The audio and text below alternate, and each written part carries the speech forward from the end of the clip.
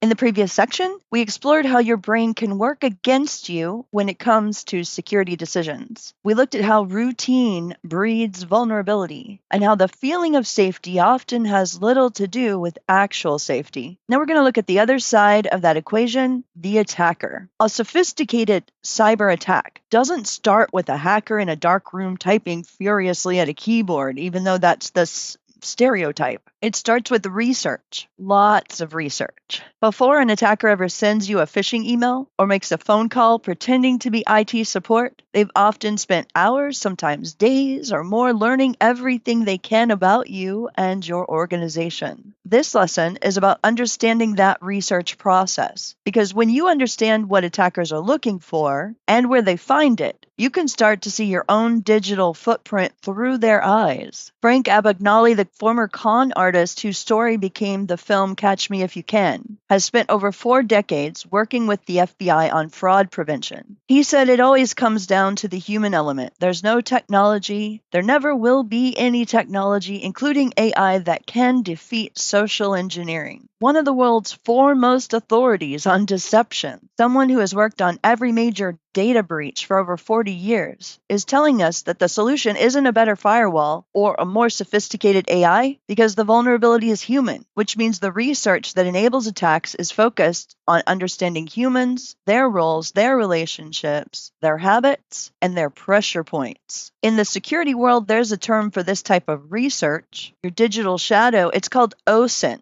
which stands for Open Source Intelligence. It refers to information gathered from publicly available sources, anything that doesn't require hacking, stealing passwords, or breaking into systems. The open source part doesn't mean it's okay to use maliciously. It means the information is openly accessible. And so there's enormous amounts of information about you, about your colleagues, about your organization that's all freely available to anyone who just takes the time to look. Professional social engineers, people who are actually hired by companies to test their security, often spend over 100 hours on research before making even a single phone call. They compile reports that can exceed 50 or even 80 pages, all from publicly available information. They do this because they know that the quality of their research directly determines their success rate. Criminal attackers follow the same playbook. They might have less documentation, who knows? So what are the primary sources attackers use to research their projects? And their projects are their targets. As I talk through it, think about your own presence in each one of these scenarios. So LinkedIn is a goldmine. For attackers targeting business, LinkedIn is often the first stop and frequently the most valuable. Think about what a typical LinkedIn profile is going to reveal. Your current job title, your current company, your reporting structure, who you work for, often who works for you, your professional history, including previous companies, roles you've had, your educational background, your skills and areas of expertise, your professional connections, often your direct contact information. Rachel Toback, CEO of Social Proof Security and a 3-time winner at DEF CON's social engineering competition, describes how this works in practice. She says, creating a time box imposes a sense of urgency, and everything I need is available through OSINT.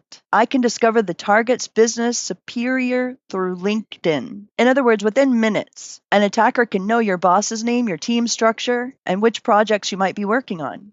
That's enough to craft a very convincing impersonation. Your company's own website is another treasure trove. Leadership pages with photos and bios, meet the team sections, press releases announcing new initiatives, partnerships, or executive hires, blog posts from employees, customer case studies that reveal what systems and processes you use. Even job postings are valuable. They often reveal what software platforms a company uses, what security tools they have in place, what skills are needed. All of these things help an attacker understand the technical environment. Beyond LinkedIn, personal social media accounts reveal the human side of targets. If you use Facebook, it might show your family members, your hometown, your college attended, visited, your upcoming travel plans, and we know the food that you've eaten too, for whatever reason. Twitter or X might reveal opinions, interests, and real-time activities. Instagram posts can expose locations, routines, and personal interests. When people post vacation photos, an attacker now knows that you're away from home, out of the office. Did you check in at your favorite restaurant? They know you spend time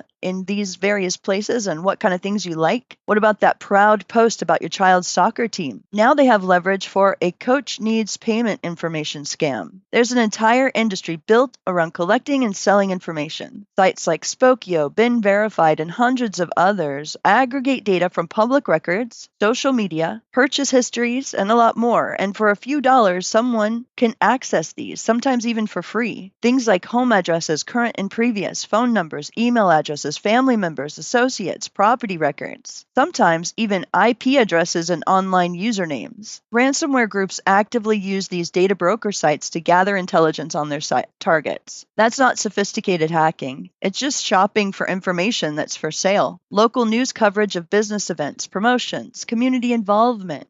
Court records are increasingly digitized and searchable. Property records showing who owns what. Business filings reveal corporate structures and registered agents. Connect the dots. Every piece of information on its own might seem harmless. Attackers don't use single pieces of information, though. They combine them and they build comprehensive profiles. So attackers are really looking for several key things. They want authority figures to impersonate. Who has the power to make requests that people are going to comply with? The CEO, CFO, IT director, head of HR, managers. These are common choices because requests from these people trigger automatic compliance. If your boss asks you for something, maybe you just do it. And they're looking for targets who have access. Who can authorize payments? Who's in the financial services area? Who's in accounts payable? Who's a manager of that department? Who has access to sensitive systems? Who are in sensitive roles? Who's in IT? Who's in finance? Who processes invoice? These are people who will receive an attack. They're looking for relationships to exploit. Who works with who? Who trusts who?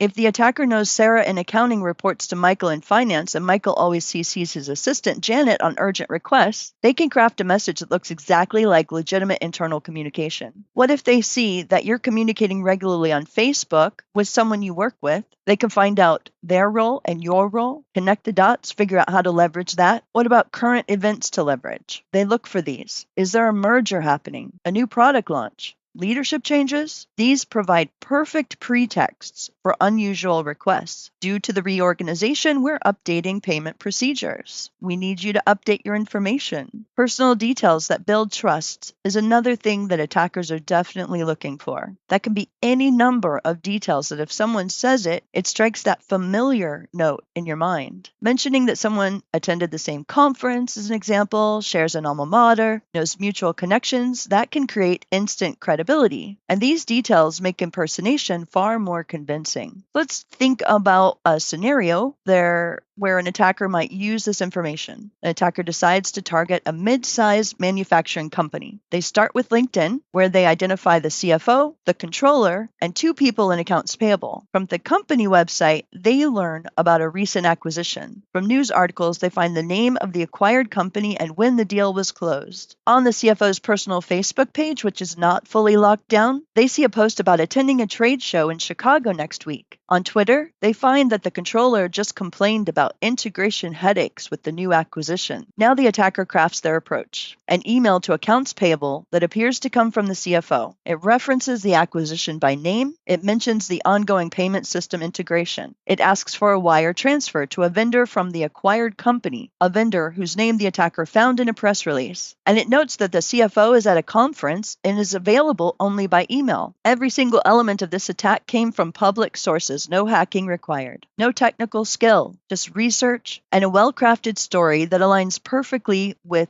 what the target already knows to be true. So how do you reduce your exposure without disappearing from the internet? Because that's not practical or necessary for most people. The goal is to be thoughtful about what you share and where you share it. Go ahead and audit your LinkedIn profile. Does it need to include your direct phone number? Does your job description need to detail every system you have access to? Consider what's truly necessary for professional networking versus what's simply providing intelligence to potential attackers. If your resume is publicly posted, does it need to have all the details that it has in it? Or could some of those details be discussed in actual interviews instead? Review your social media privacy settings. Most platforms default to more public than you might expect. So if you haven't gotten in there and specifically worked on reducing some of what's shared, there might be a lot out there that you don't realize is out there. So you want to take time to understand who can see your posts, your friends list, your check-ins, your photos, things like that. And there's a lot of tools where people do a lot of real-time sharing. You want to be cautious about that. If you're still on your vacation and you're posting real-time pictures while you're on your vacation, one thing it might tell attackers is that you're not monitoring your accounts as much. You can share the photos after you get home. Consider data broker opt-outs. It can be tedious, but you can request removal from many people search sites. Some companies offer services that do this systematically for employees. And think really carefully before you post about work. Anything that bothers you, anything that excites you, anything you really want to share, think about that before you actually do that. That exciting announcement about a new project or partnership might be the pretext for the next social engineering attack on your organization. So first, remember that sophisticated attacks start with research, not hacking. The more an attacker knows about you, the more convincing their approach is going to be. Personalized attacks are so much more dangerous than generic spam. Second, your digital footprint is much larger than you think, perhaps. Information from LinkedIn, social media, company websites, data brokers, and public records combines to create detailed profiles that enable precise targeting. And third, remember that context makes attacks credible. When someone references real projects, real colleagues, and real events in your organization, it does become much harder to recognize the deception, but also just remember that doesn't mean that they are who they say they are, that they know what they say they know. They only know what they've been able to piece together. It doesn't make them credible. And fourth, you can take action. While you can't control all the information available about you, you can be thoughtful about what you share, especially in professional contexts. And this can reduce the ammunition available to attackers. In the next lesson, we're going to explore more on how attackers use that information that they've gathered. We'll look at the art of the believable request more in depth, how attackers craft messages and scenarios that exploit the trust and authority structures that they've mapped through their research. Knowing that attackers do their homework is only half the equation. The other half is understanding how they turn that homework into an attack that feels completely legitimate.